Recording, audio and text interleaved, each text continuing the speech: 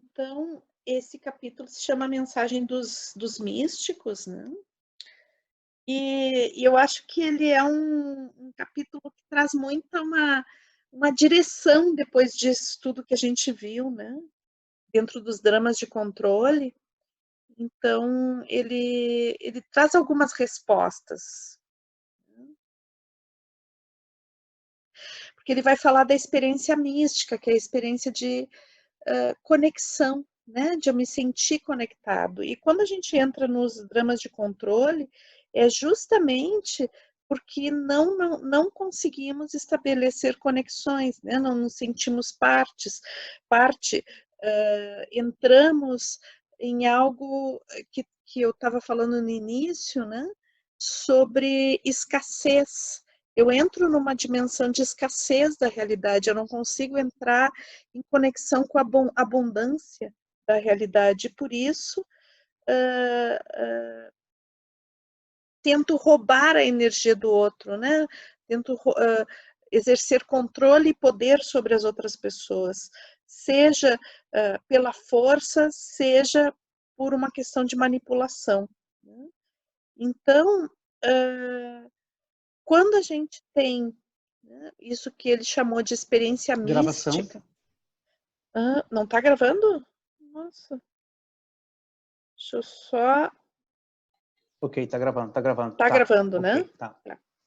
Tá, ok. Uhum. Tá gravando, sim.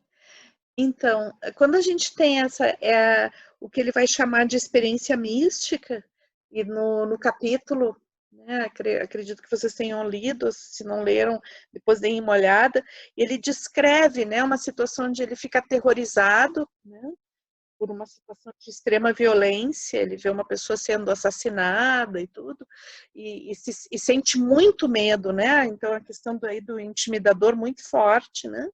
E daí sai correndo para cima de uma montanha, e quando ele chega na montanha, quando finalmente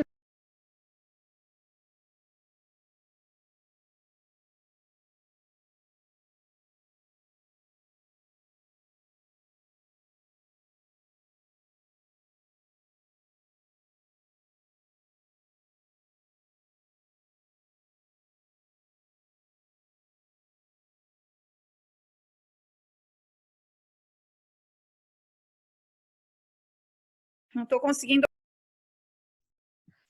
Oi, voltou a conexão, pessoal? Tá. Voltou. Uma quedinha. Hoje está instável a coisa, né? Buenas, continua gravando, continua. Então, pessoal, e daí então eu contava para vocês que daí ele chega lá no alto de uma montanha, né? E daí de repente ele depois de toda essa adrenalina de ter fugido, ele relaxa e ele está esgotado, né? E de repente ele relaxa e ele entra num tipo de vivência, né? De onde ele se sente conectado com a totalidade, né? Ele faz uma experiência de conexão com a totalidade lá em cima dessa montanha. Né? Então, vamos ver algumas características disso, né? Ele tem uma vivência, eu acho que antes de tudo para a gente que é de biodança, né? Descrever o que ele vai descrever aí, o que ele está dizendo, né? Na realidade, ele teve uma vivência lá em cima dessa montanha, né? Uma vivência onde ele, eu acho que a coisa principal é um sentimento de fazer parte de uma totalidade, né? De fazer parte de um sistema vivo que é tão forte a experiência que ele teve, que ele vai voltar, vai ir voltando, né? Primeiro ele se sente conectado com tudo, e depois ele tem acesso a um conhecimento, né? Que talvez ele tivesse esse acesso, como ele diz, eu sabia da evolução, né? Porque eu estudei sobre isso. Mas de repente ele sentiu a evolução, né? Ele sentiu todas as fases da vida que permitiram ele ser aquele ser que se manifestava ali, naquele momento, né? Permitiu a existência dele. E daí, claro, me lembrou muito o modelo teórico de biodança, né? Eu não vou explicar esse modelo todo agora aqui, né? Mas o modelo teórico de biodança, ele vai trazer para a gente justamente isso, né? Que um ser humano, ele não inicia a sua existência exatamente no momento da concepção, né? A existência humana, ela inicia antes do momento da concepção, ela inicia junto com a vida, né? Nós somos a pontinha de uma árvore existencial, da árvore da vida, e essa árvore da vida, ela não inicia somente com a vida orgânica, ela inicia lá nas primeiras manifestações de energia do universo, né? Então, não tem como separar a nossa existência da criação do universo. E é muito interessante isso. Ele faz uma viagem, né? Uma viagem rumo à criação das primeiras estrelas. E ele se vê aí, né? Ele se vê a primeira energia, as primeiras fusões, né? As primeiras explosões, e ele diz assim, eu não via nada isso como coisas concretas, eu via como sensações, né? Então, ele entrou numa experiência, numa vivência realmente de conexão profunda com os mistérios da vida. Quais mistérios que podem ser maior do que a origem da vida, a finitude da nossa existência? Esses são os grandes mistérios, né? E esses mistérios, a gente acede a esses mistérios quando a gente tem a experiência da unidade. Via intelectual, via racional, dificilmente a gente tem acesso a esses conhecimentos, né? A gente até pode conhecer, né? Por exemplo, a gente pode falar das teorias da formação do universo, mas em nível vivencial, a gente se conecta com isso num outro nível, que não é exatamente o conhecimento intelectual.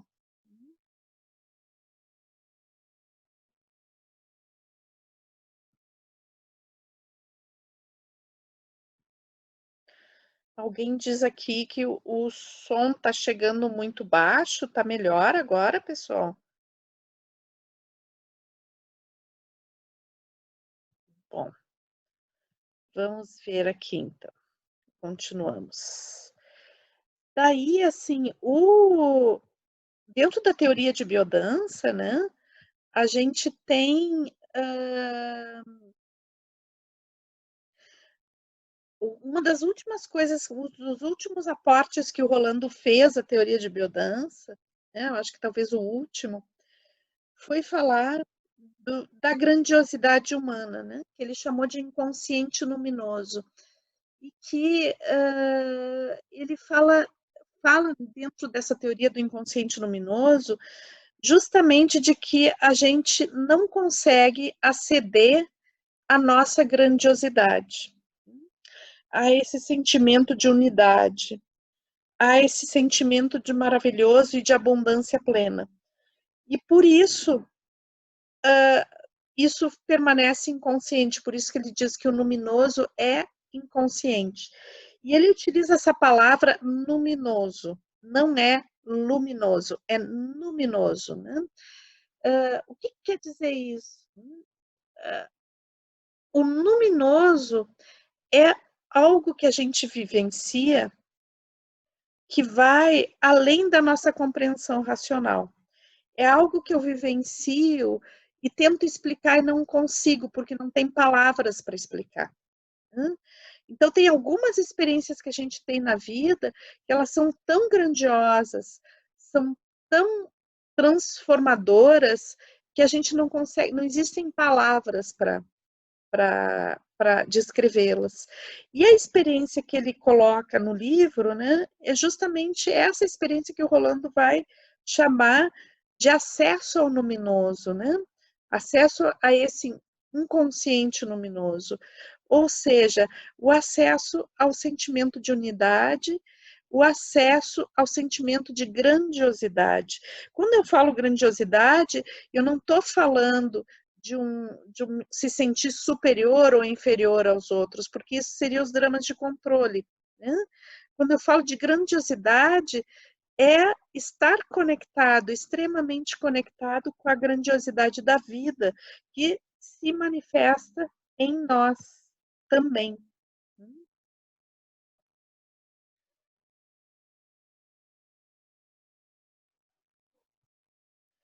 Então, e daí a gente vai falar um pouquinho desse fator que é super importante dentro da biodança, né? Que é a vivência. Porque na biodança, que dá acesso ao luminoso é a vivência, né?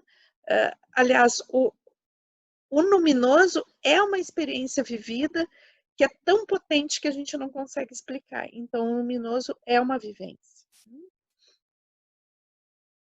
Mas eu gostaria de que a gente pudesse entender um pouquinho, então, o que é a vivência, né? E, então, o que eu quero, para poder explicar o que é a vivência, eu quero falar um pouquinho de Cronos, né? Cronos é um deus grego, né? Da Grécia, um deus da segunda geração de deuses, né?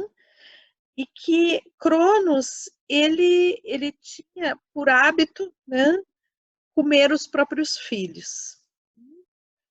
Então, ele não deixava os filhos se manifestarem, né? Ele engolia os próprios filhos. Então, e a gente usa cronologia, né? A palavra cronos, cronologia, para definir o tempo. Quando a gente vai falar de vivência, a gente está falando justamente de uma alteração da percepção do tempo. Na nossa cultura, a gente é educado para ver o tempo de uma forma linear. O tempo é cronológico, é uma flecha, né? Que vai do passado rumo ao futuro. Então, nós nos vemos como um ser que vem do passado e que está indo para o futuro.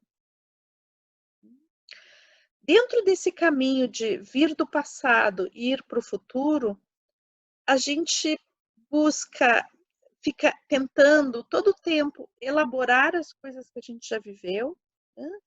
Ou prever o que a gente vai viver. Então, na nossa cultura, a gente é muito acostumado, né? A gente é educado ou para se projetar no futuro ou para entrar na nostalgia do passado. O que a gente tem mais dificuldade, né, é entrar no presente, né, que é um momento que tem, digamos, o momento é uma porta, é uma abertura no espaço-tempo, né? Então,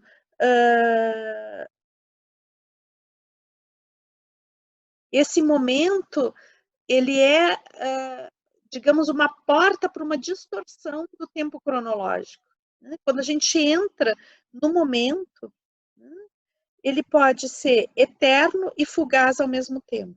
Né? Então, o que significa isso? Que quando eu vivo intensamente algo, eu vou para o presente. Né? E a única forma de acessar o luminoso é no presente. Né? Então, eu não consigo acessar o luminoso tentando me projetar no futuro ou tentando resgatar coisas do passado. O luminoso, a vivência mística, ela se dá no presente, é no eterno presente.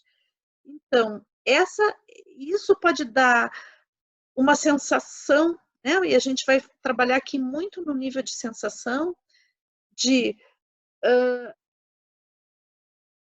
abrir para uma coisa eterna, né? Então, o tempo parece se alargar muito. Então, 1 minuto pode dar uma sensação de durar muito tempo, né? E, por outro lado, algo que dura um dia inteiro pode dar uma sensação que passou muito rápido. Quem faz biodança sabe como é que é isso, né?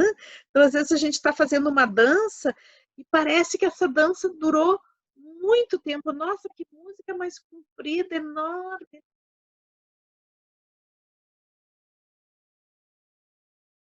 Porque a gente entra naquela experiência e vai tão profundamente nela que o tempo se alarga, né? Então, 5 minutos pode dar a sensação de ser 1 hora.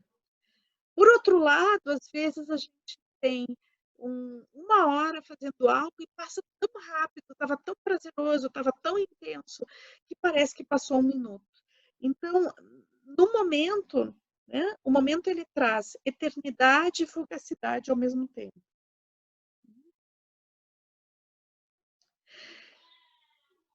E uma coisa interessante, né, que esse livro traz é que a experiência do momento vivido, né, ou a experiência do contato místico, né, a experiência de unidade, ela só se dá diante da apreciação, né?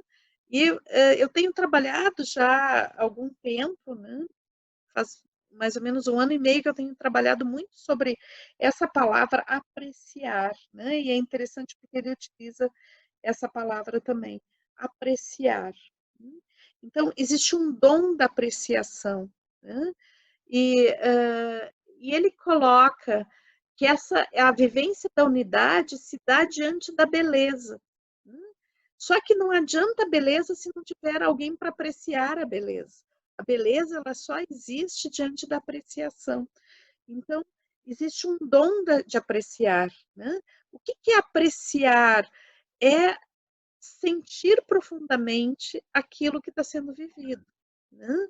É entrar nessa dimensão de mergulhar vivencialmente naquilo que está sendo vivido. Então, usar todos os sentidos para perceber o que se vive. Mas isso não é um comando racional, não é alguma coisa que eu vou ter um controle sobre isso. Eu tenho que estar num estado de abertura para isso, né? Me abrir para esse dom da apreciação. Né? E daí, quando a gente entra no dom da apreciação, a gente recebe as coisas que a gente vive de uma forma tão intensa e tão prazerosa, né, que isso vem como uma bênção. E essa bênção, ela se traduz por um sentimento, o sentimento de amor. Então, ele faz uma relação, né, muito interessante entre a apreciação, a beleza e o amor. Então, quando a gente consegue apreciar aquelas coisas que a gente está vivendo, aquelas coisas que a gente opta por cuidadosamente se colocar nessa dimensão, né, de poder apreciar, a vida nos abençoa. Né? Abençoa com o amor. Um amor que vem da gente, se expande para o universo e que o universo nos retribui.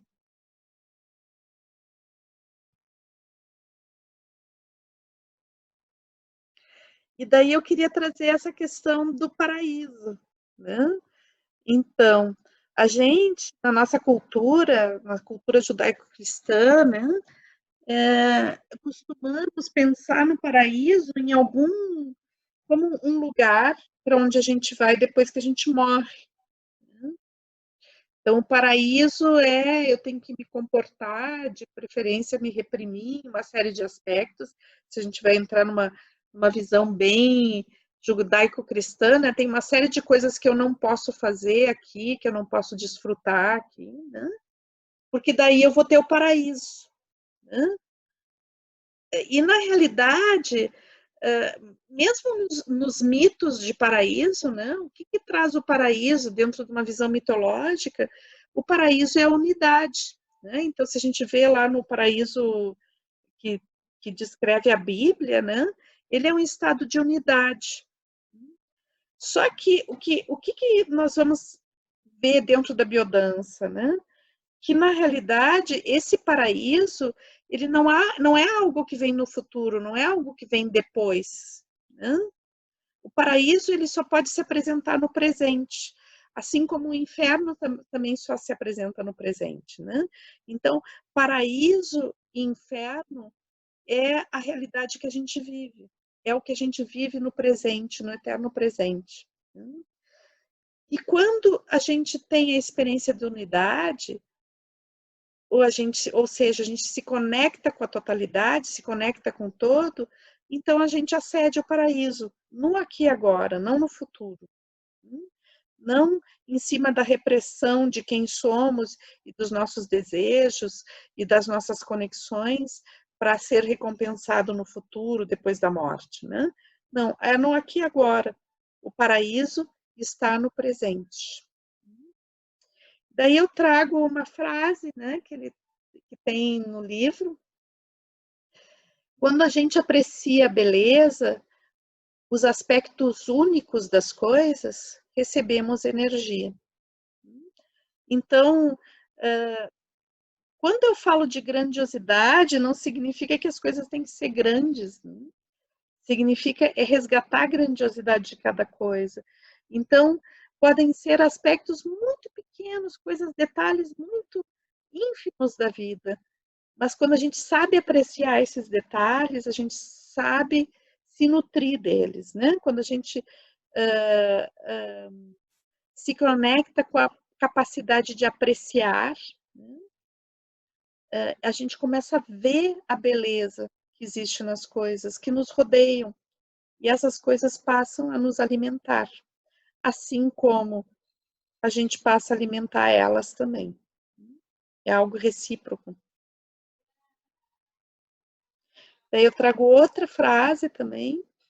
O universo nos proporciona tudo o que necessitamos, bastando que estejamos abertos para isso. Então, a questão desse estado de abertura, hoje a gente estava falando do controle, né?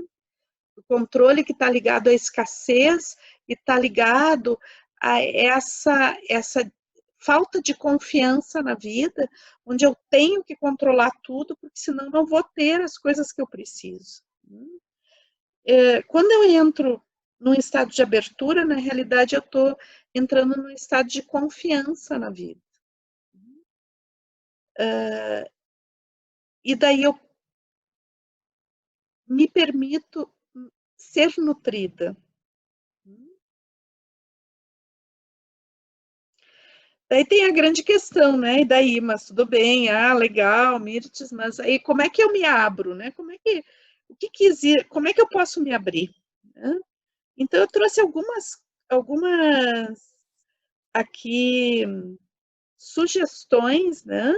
Que são sugestões de possibilidades, de coisas que levam a que podem levar a esse estado de abertura, né? Não é que sejam as únicas, mas que podem, digamos que são experiências que comumente podem levar a um estado de abertura a experiências místicas.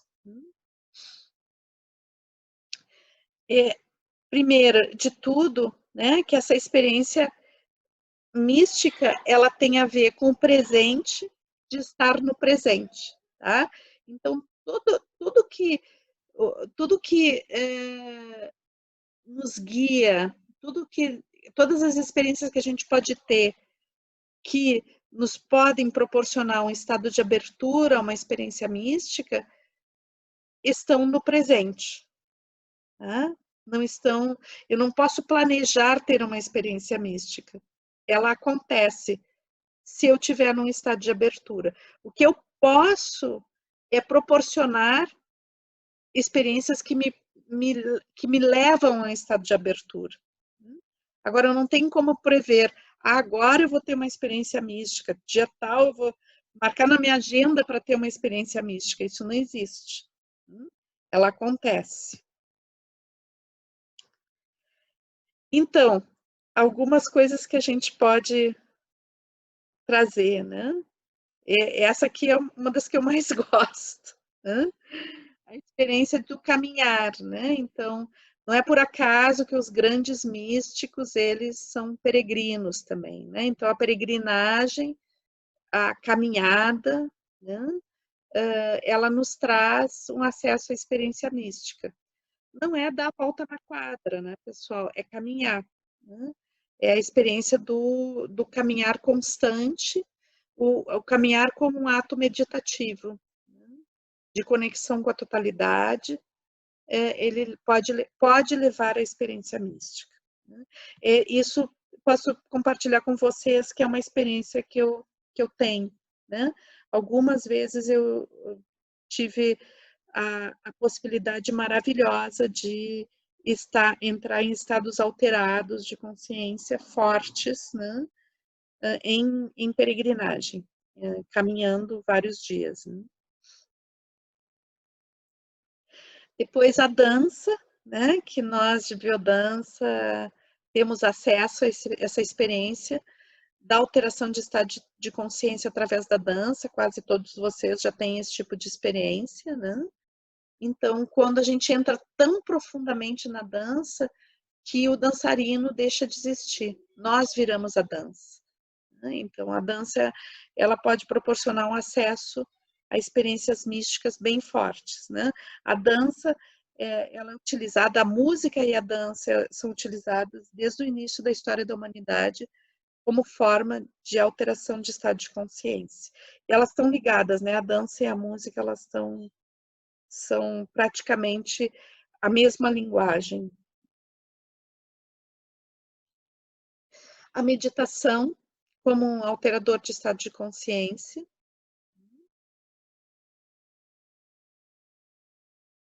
A ritualidade, existem alguns ritos que eles conduzem, né, a uma alteração de estado de consciência, a uma experiência mística, a um estado de conexão com a totalidade.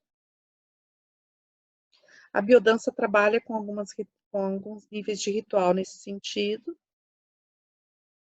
O contato com a natureza, né, talvez muitos de vocês já tenham tido experiências místicas pelo contato com a natureza.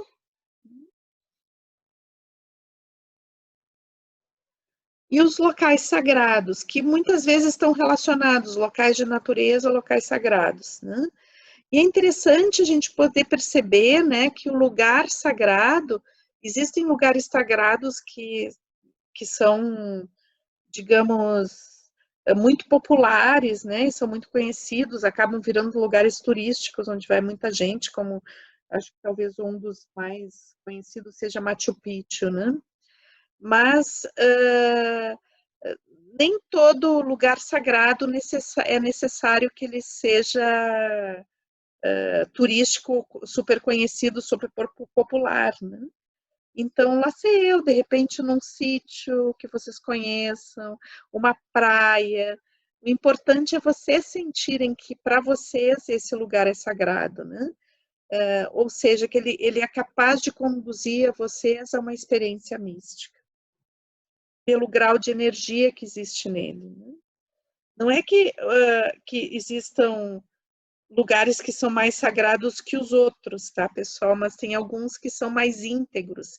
A gente pode dizer que existem lugares que não estão tão corrompidos pela civilização, né? onde existe maior cuidado e amor nesses lugares, né? Esses lugares têm a possibilidade, por alguns motivos que a gente, né, por vários motivos, pelas pessoas que moram lá, ou pelo grau também de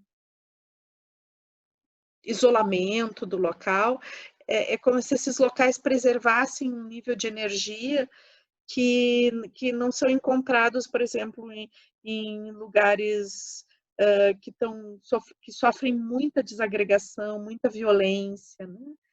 Tanto violência ecológica como violência social. Esses lugares estão perdendo a sua sacralidade, né? Eles vão ficando contaminados com uma energia de desamor e de dissociação muito grande. Então, os locais sagrados são os lugares que mantêm a integridade, né? Que são íntegros, que podem ser até a nossa própria casa também, né? Esse sentido de cuidado, de unidade, né? E daí, bom, mas o que é uma experiência mística? O que a gente sente, né? Então, eu tive pesquisando um pouquinho o que o autor mesmo diz, né? Então, ele coloca algumas coisas que a gente tem, às vezes, nas experiências que a gente faz com biodança, né? Um sentimento de leveza, que não é exatamente um sentimento, mas é uma sensação de leveza.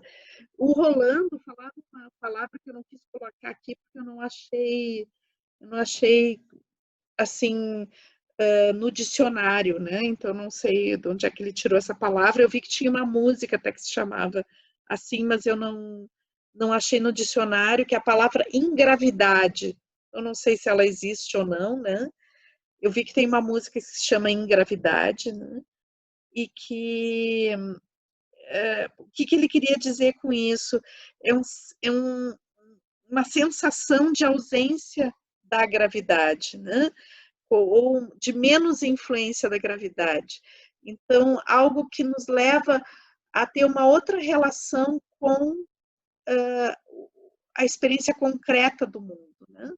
Então, o mundo deixa de ter na sua experiência concreta um peso que me massacra para, ao contrário, me alimentar e me dar mais energia, uma energia de potência, que me deixa leve, me deixa a minha existência leve. A experiência da unidade, né?